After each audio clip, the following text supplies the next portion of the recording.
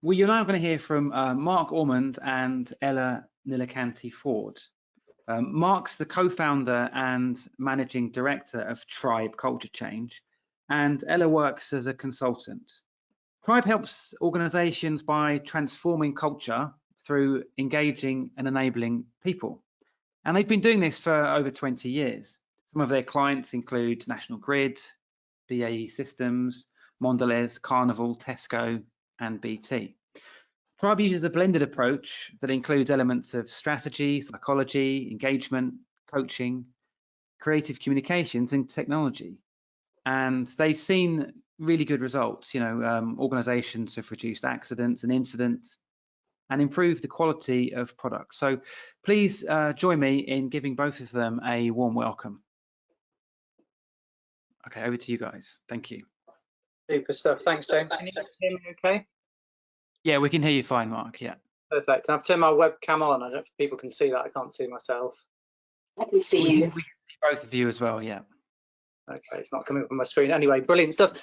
All right, well, thanks for the introduction, James. Good to be here. I hope people have enjoyed the rest of the day, and glad to be to have the privilege of the last session of the day. So as per the intro, obviously we're going to be talking about culture, certainly talking about embedding well-being into an organisation's culture, and giving ourselves a bit of a challenge today, Kanthi and I, to push it forward and talk about well-being integrated into a health, safety and well-being culture. So a sort of overall conversation about how you bring the three together. And the reason we're pushing the boundaries is twofold, really. First of all, as I'm sure you've spoken about all day today, COVID's changed the game, changed the conversation around well-being, and certainly the organisations that we've been speaking to, working with over the last 12 months or so, the conversation they wanted to have is how do you bring the three aspects together, if you like. And that follows on from the perception anyway that we've seen for many years, that when you talk to the workforce in organisations about the challenges and the risks they face, they don't bracket this stuff into separate entities or separate elements in the way that organisations do, because structurally, health and safety is handled by this function, well-being is often handled in a variety of different ways. So if you speak to somebody who's working in an office, and perhaps nowadays working at home, they'll tell you about the range of challenges, whether it's PPE in the office, through to the mental health and well-being stuff that they would face in the office and now at home. For the workforce, field workforce out in a factory, out on a construction site, they'll talk to you about the physical health and safety risks, but obviously the stressors, the pressure, the fatigue, the other stuff around it. So where organisations are getting real traction, they're seeing this as an integrated conversation, and how do we move all of these aspects on as part of culture development. So we're going to talk a bit about that in the next half an hour. We're going to launch this by talking about a typical situation or conversation that we're having with our client, and this one's based on our recent work, our ongoing work with BT. So I'm going to hand over to Kanthi just to talk about this. Hopefully I've got control of the screen. Let me see if I can move the slide on. Well, well, this is very much a work in progress. But I mean, typically, every organization has its own strategic intention, it has its own strategic direction, its own commercial focus, its own performance focus. And what quite often happens is that everything becomes siloed. So you have a health and safety organization, and you have the workforce, and you have well-being, and they all become very disparate. So the way we've found of really making sure that it becomes something that's real, that well-being actually becomes something that's real within the organizational framework, is to match it with the strategic framework of the overall organization. And that's not always, that doesn't always seem to be easy, but I think right now, perhaps an opportunity that has crept out of the pandemic has been the raised awareness of well-being, as you mentioned, Mark. So some of the key things that certainly with this organization that we're using as an example, we made sure that all the work we did took into account the existing strategy and structure of the organisation. We were using the issues highlighted by the safety culture assessment, which we had done a number across the organisation, 110,000 people based globally, so a significant cross-section of perspectives. We'd also looked at what were the key organisational values, and that's the same whether it's a small and medium enterprise or a large multinational. You still have those same core strategy, structure, values, and from that, you know, what was the basis for trying to create improvements based on the safety culture assessments, and how does it fit with the organisational strategy and structure? And by doing that, we were finding the sort of key links, the sort of golden thread that runs through strategy, structure, culture, and performance. You know, what is it that embraces all of those things that you can start to shift the culture forward? So how do we do that, Mark? Yeah, perfect. So it's a good conversation to have. It was the right time, certainly, for BT to have that conversation. And I was talking to some other organisations earlier about this. I think this is on many organisations' mind, because, as we said, you know, this has raised the profile of well-being. How do you grab that as an opportunity? How do you make it sustainable? How do you make it part of the culture? How do you link it to the organisational strategy, as Kanthi has described there? Well, the starting point for us is our culture change model. What you see in front of you is something that's the culmination of many years of experience, really, in terms of helping organisations go on that culture change journey. You know, both Kanthi and I have been doing this for 20 years in various guises, since 2016 in Tribe. And as James said earlier, you know, our mission is to help organisations go on this culture change journey, and we like to bring all sorts of different things to the table. We loosely describe this as a combination of art and science, because there's the understanding underpinning the model, and also the creative engagement that you can put above this as well, which really helps this stuff stick for the long term. Many people will talk about a cascade when they talk about culture change, so we have to cascade this across the organisation. There's some truth in that, but the way we've designed this is to pick out what we see as the really three key elements that creates a movement or momentum in the organisation. So you move from pushing the right behaviours on people, if you like, to actually harnessing the energy you create because you've created that momentum. And those three elements are what you see on screen. So activate is all about the understanding of the context of the organisation, what's going on already, what are the current attitudes, values and beliefs, what's happening, and getting a really deep understanding of that, and starting to use that to drive an organisational conversation about how we need to do things moving forward.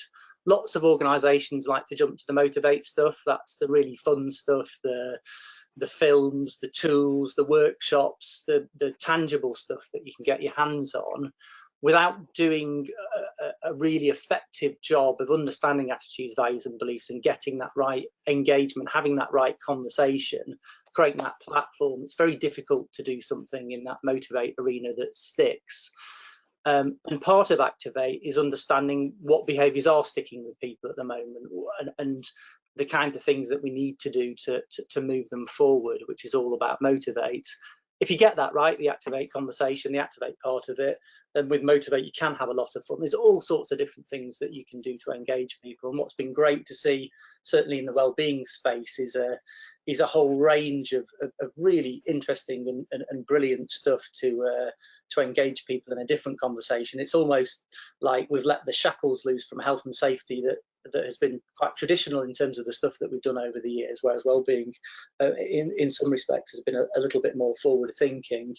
We're not talking about the stuff that we do in Motivate today. There's loads of examples on our website. There's a big feature in IOSH this month of the kinds of things that we've done, because today we're going to concentrate on the activate bit, which I'll come back to in a second. Cultivate is the sustainable stuff. It's recognizing that it's not just about doing stuff, it's how you weave this in as part of the ongoing delivery of what you do in the business. We often talk about health, safety and well-being as being a core value. It's not a priority. It's ultimately needs to be part of the DNA of the organisation, and finding ways to make it part of the DNA long term is really, really critical. For today, we're going to be talking about a very specific part of the journey, because for us, when you think about true integration, there's a very critical stage that's really, really, really important, and that's the sort of post-culture assessment stage, pre-motivate stage, so the latter part of the activate. And that's your chance really to understand what employees are saying to you, what the overall voice of the organisation is, how you're going to react to that, and how you're going to use that to set direction moving forward. Again, with the conversation we were having earlier, we talked about one of the opportunities from the pandemic with regards to well-being was the pandemic has become almost a unifying principle, or something we can all get behind, and that's the compelling reason why we all started to get much more interested in well-being. And for us, the opportunity, the challenge moving forward is what's going to be that unifying principle moving forward for each organisation. What's the drive? What's the focus? Why is this going to matter? So that we move from well-being being a reaction to what's going on at the moment to being part of what we see as really, really important in the organisations we work in.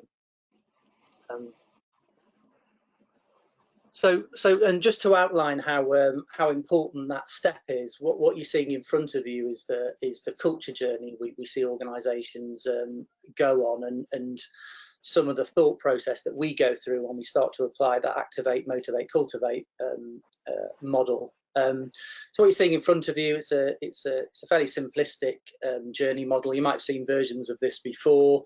What we're doing here is splitting health, safety and well-being into two aspects. On the left-hand side, you've got what we describe as the health, safety and well-being systems and guidelines. So in other words, the standards we aspire to, or the behaviours that you want people to aspire to. And along the bottom axis is cultural maturity. So that's in reality the standards that you actually deliver. And depending on the stage of cultural maturity the organisation is at, would really determine the kinds of things that you would need to do to actually make some of these standards, these behaviours, and ultimately health, safety and wellbeing stick in the future. So for those of you who haven't seen this type of a 5-level model before, Unfocused is an organisation that doesn't spend a lot of time thinking about this stuff. Reactive is an organisation that deals with stuff after it goes wrong. Calculative describes an organisation that's in that place where it's doing a lot in the systems process guidance area. So being very clear, directive about what people need to do. Proactive is then all about empowerment and commitment. So people make the right decisions around health, safety and wellbeing because they believe they're the right decisions to make. And then learning is when it turns into that core value or a part of the DNA in the organisation, if you like. And obviously, as we go further to the right, you effectively increase the effectiveness of health, safety and wellbeing. The journey we're trying to take organisations on is the one that you can see there. And what I described in terms of the underpinning of our model really is that tipping point, that really interesting place where you move from pushing the right behaviours to harnessing the energy you create, because you've got that momentum, you've got that engagement, and it's deliberately in proactive because that's the place where people are really committed, they buy into this. Unfortunately, what you often find is organisations hit a series of what we call stall points, where they get stuck at different maturity levels because they don't quite get how to change the conversation and change the focus as you go up the maturity level. So reactive organisations stuck in that mode where they're doing things that solve the problem after it's happened. So an example might be an organisation that's only focused on well-being is mental health first aiders. That's a sort of reactive initiative, if you like, a great one. But if that was the only thing you were doing, you're not moving into that proactive space. Calculative, we see a lot of organisations that get stuck in that calculative place where the solution to every problem is another system or another piece of guidance.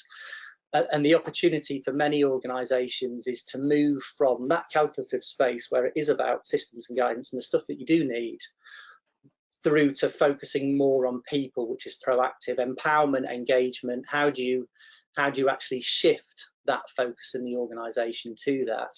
The starting point is the conversation you have, the stuff that Kanthi's outlined at the start and the stuff I talked about before. How does this matter for the organisation? What's the conversation that you need to have? What's the vision and what's the focus? And that's what we're going to be talking about next. So Kanthi, I believe you're going to describe some of the stuff we did with BT as an example. Yes, indeed. And in fact, that whole proactive stage is also shifting organisations from being very much an internal organisation into an external organisation. So also looking at relationships with customers, which is also quite significant. So the process that we used, and got to remember this is part of the Activate process, but because it was a relatively complex organisation with various different business units, we went into a diagnostic phase first of all, where we essentially identified who were the key influencers. So if you could put up phase 1 for me, please, Mark. So we looked at key influencers. Now that's not stakeholders. That's not the original, the most senior people in the organisation. That was actually understanding who was actually creating the conversation at the moment.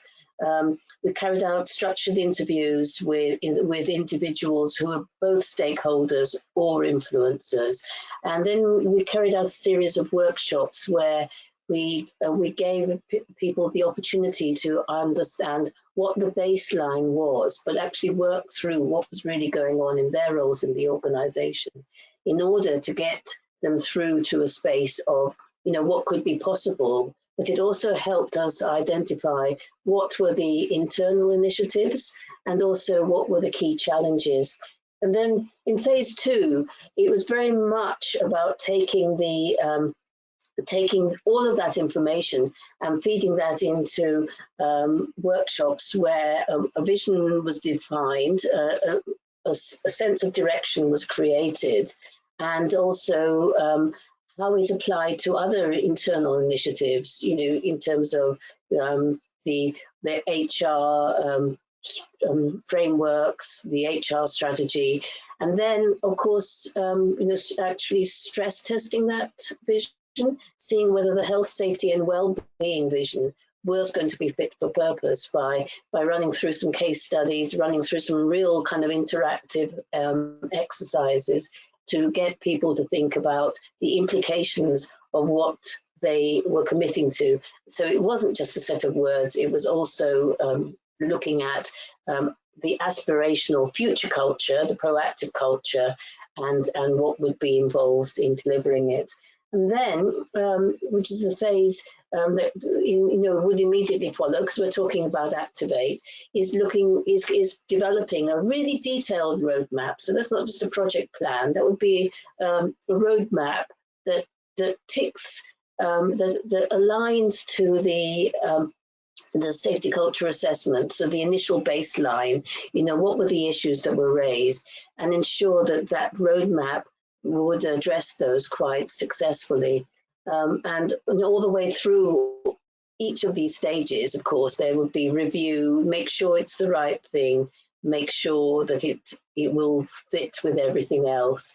And that testing will make it really robust. And then, of course, the final phase is embedding it. So it's almost an iterative process, because you go back to those key influencers, those key stakeholders, you take the input that has already been provided through those workshops. So it becomes very organic very quickly if you make sure that you do capture that information and those aspirations from day one and take it through. I mean, what did you think, Mark, about this process when we put it into Activate? Yeah, I mean, for me, it's great to see this in action, and we've put this up not because we want to kind of blow you all away with the complexity of creating a vision and having this right conversation, but just really to highlight the importance of having the right conversation and the difference between the level 3 approach, which is let's bung some stuff out there and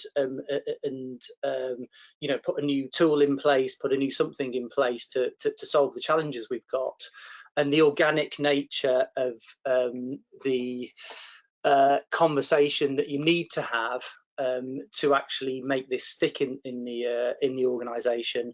And what was really great to see in this particular case was just how that conversation developed as we iterated through this process, as we started to get people to think about the challenges, as we mapped those challenges, as that went into the melting pot and we started to develop what that meant for the organisation, and then we tested it with different groups. It just gave us the real confidence that as we move forward with that vision around health, safety and well-being, it's something we've got real buy-in to. It's something we've got a real chance of success at delivering, and people can clearly see the integration between the strategy and the aspiration and the focus on people here needed to that you need to do to make it work. And then underneath, you've got that real tactical focus, as you described, the roadmap that makes it stick. Absolutely. Yeah, good stuff. I think my camera's crashed, so apologies. I still am here, so I'll soldier on.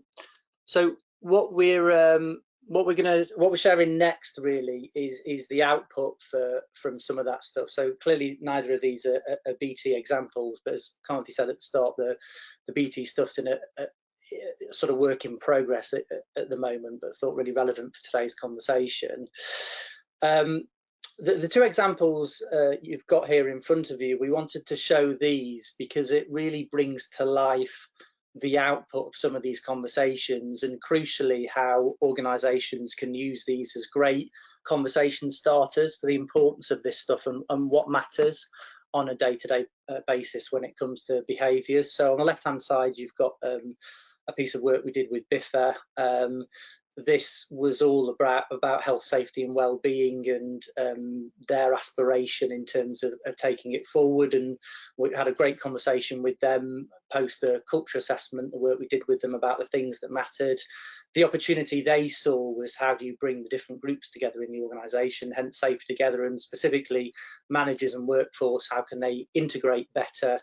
And that's one of the key platforms that you can build culture from, leaders who understand the importance of engagement and empowerment, and they're able to do that with their teams, and teams who understand the importance of personal responsibility and being part of the journey.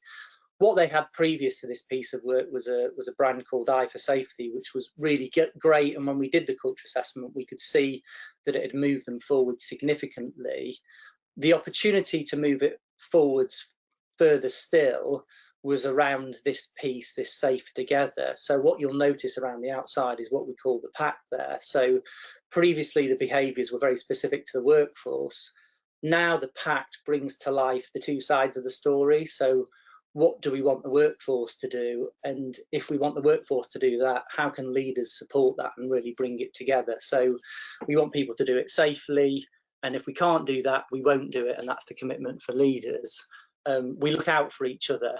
We want the workforce to look out for each other. That's the essence of health, safety, and well-being. And if people will feel like they're able to do it because they know that the organisation leaders care for them. So that sort of plays the two sides, if you like. Similarly, with the Carnival on the right hand side here, type of organisation they are, the key opportunity for them was driving stronger personal responsibility. So the key message they went for was heroes of safe and well. So we want every individual in the organisation to be that hero of safe and well. How can we do that together? Well, those are the 4 principles: ready to go, do it right, take care, and speak up. And then really clearly around the outside, the principles, the practical principles that we can help people from all sorts of nationalities understand and link to the tactical stuff they do on a day-to-day basis. So neither of these and the work we described before sorts it out. This isn't culture nailed because we've got some really nice messaging out there as part of what we do, but what they do represent is the start of the catalyst for some great conversations on a day-to-day basis about where we're going, what matters, and how we actually look out for each other, whether we're talking about well-being, health, or safety. And that for us is the really important point. To finish off with today, we were going to go a little bit further, and Kanthi talked about the stress test, and it's the final point about this stuff, that even when you get to a place where you look at this and think this makes sense, we've had those conversations, we've distilled, we've amalgamated the stuff that matters, we can see how it links to things in our organisation. The final step before you start to jump into the long-term culture plan is stress testing it, is making sure that this works for real, getting in front of audiences and making it practical for people. How do you use this on a day-to-day basis? And you know when you've nailed a level 4, level 5 culture is when you can speak to anybody in the organisation and ask them to describe what matters around well-being, health or safety in the organisation, what's important for the business, what's important to your leader, what's important to you, and how do you act on it? And if they can clearly articulate that and they can describe how they use it on a day-to-day basis, then you've got a big win here. So as a final example, how we did some of that stress testing in BT. Yeah, and you know, that stress testing is so important, because I can't emphasize strongly enough that this isn't just a lot of words and a pretty picture. This has really got to be thought through, so that, as you say, Mark, every single person in the organization would be able to take those words and apply it to their role. So we did a fun exercise based on a specific organization and an incident. It was a hypothetical organization, and it was a bit like you know, who actually took, you know, why did they take the decisions they took, and where did they head to with it?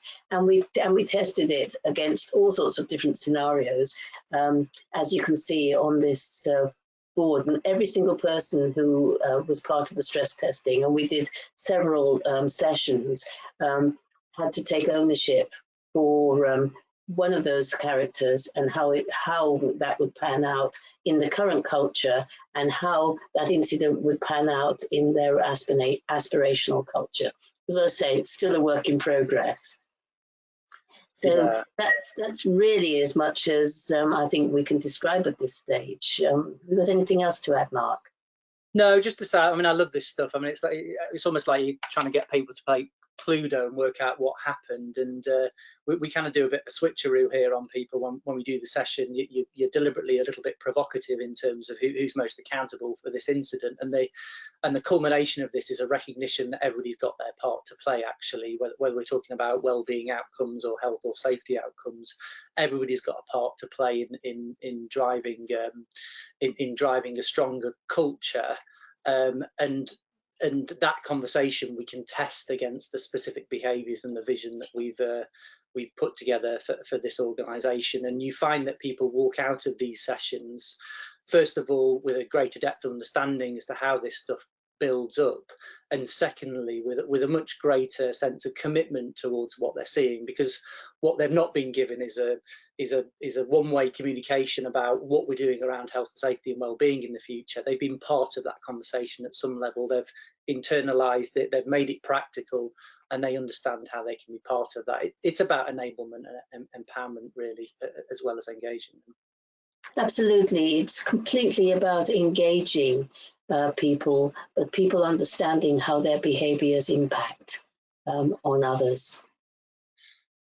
Perfect. Well, that's a lot for today. I think we're 1 minute over time, so we're into Q&A. But just as a recap, really, I mean, we described the activate, motivate, cultivate model and how we use that to really help develop, drive culture, but specifically focused in on this step of the journey. And it's something we're really passionate about, not only because it gives a sense of direction for organisations. We see this as a real opportunity right now, where people have the conversation started about well-being in a much stronger way because of the pandemic,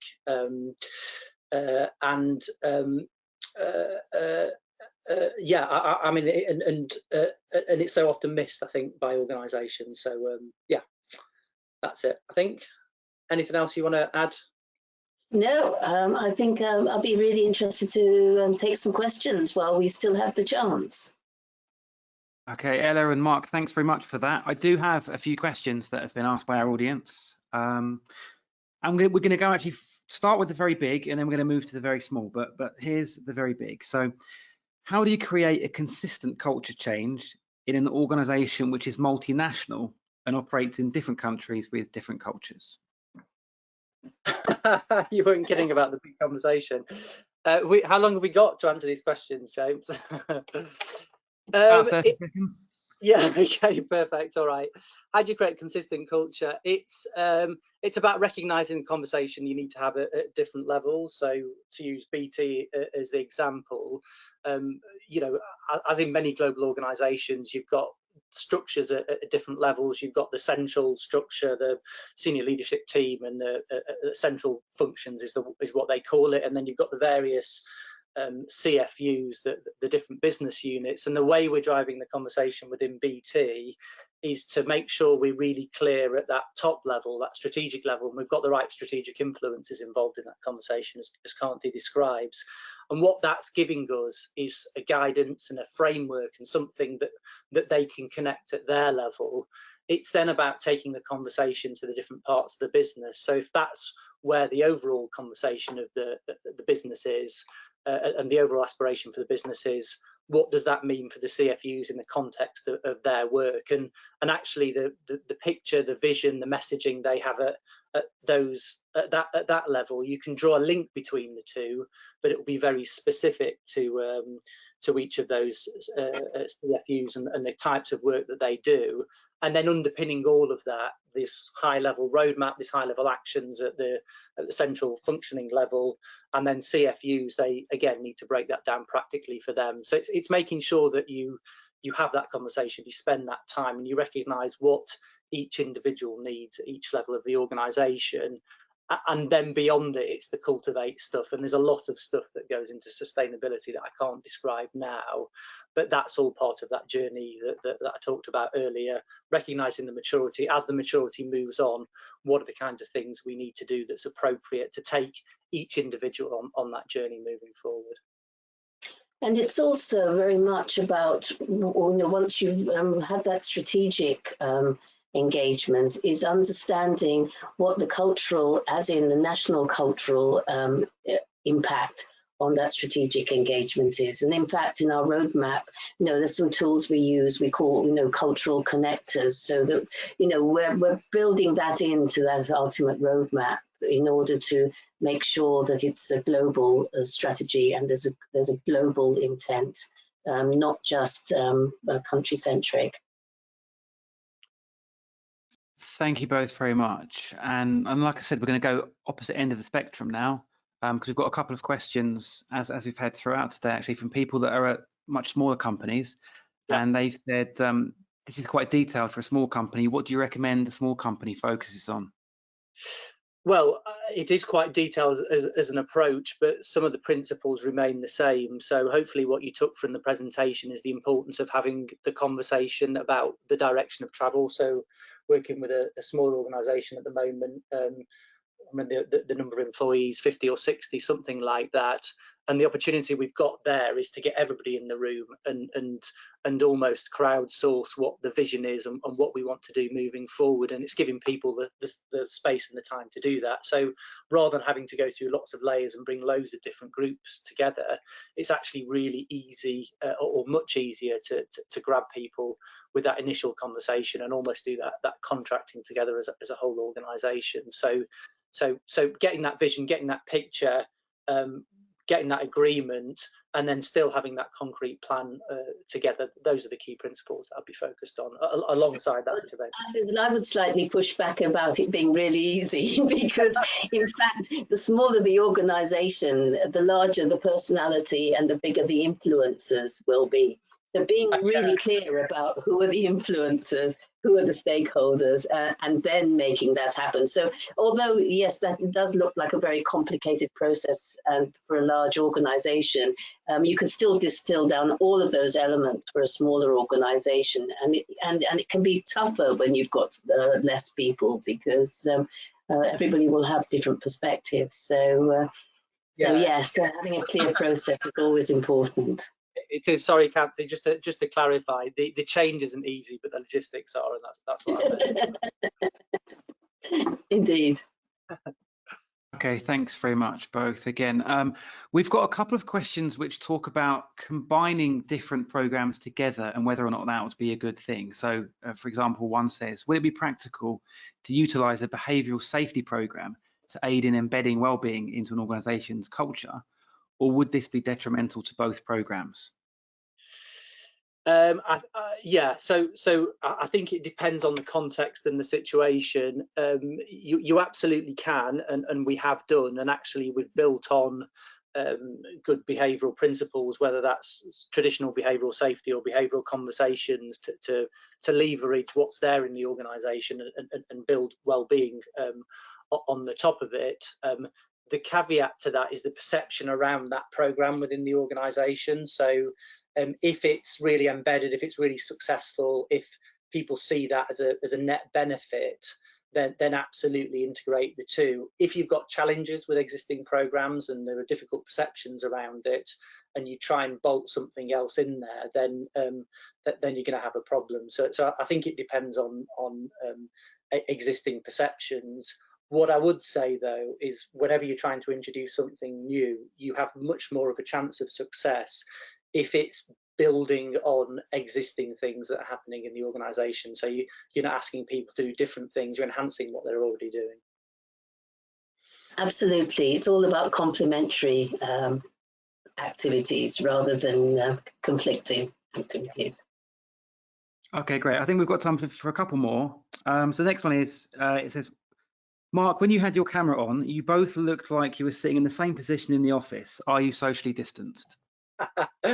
Very good question.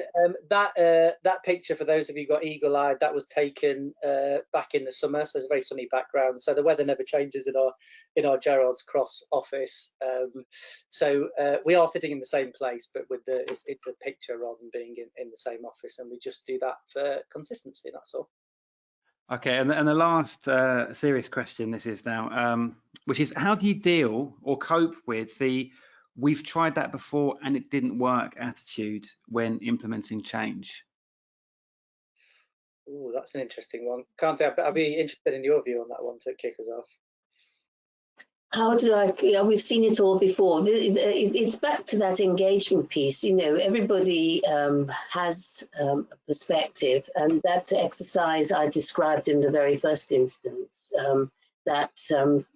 taking, understanding what the baseline was. If you don't allow people to have a voice, you find that it just gets driven underground.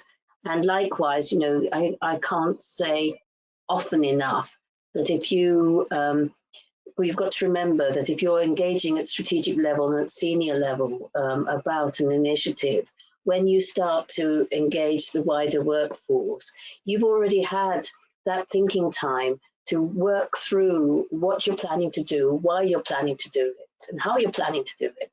And the people who are in the mindset or the initial reaction of, oh, this isn't going to work, we've been there before, got the T-shirt, you've actually got to give them the chance to also work through the thinking that you've worked through. And quite often organizations forget, that we're all human and everybody has to work through that same process wherever you are in an organization.